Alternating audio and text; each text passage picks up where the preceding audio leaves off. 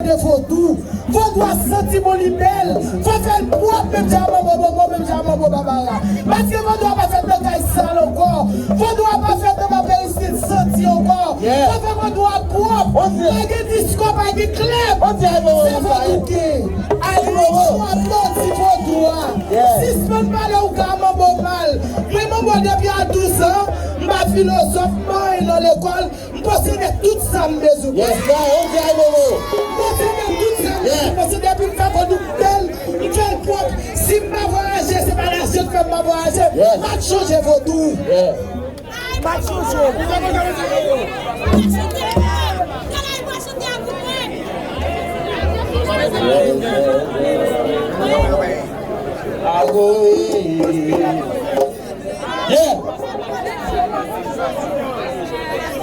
Maman d'amour, elle essaye de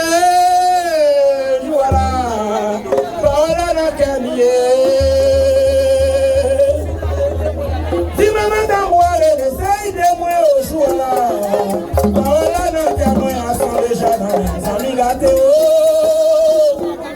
sont déjà dans les amis gâtés. Maman d'amour elle essaye de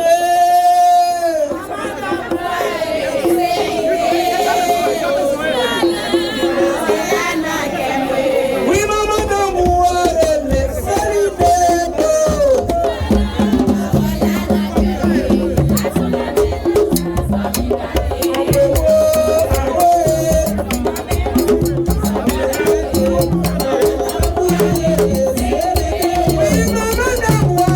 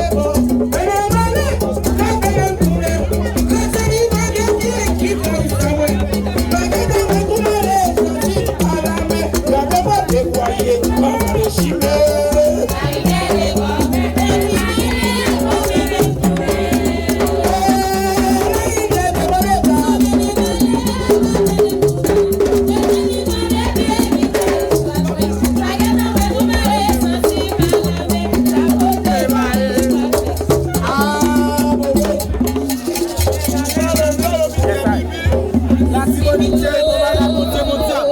Nous on s'allie déjà. Nous on la Tibonite, monter, mon diable.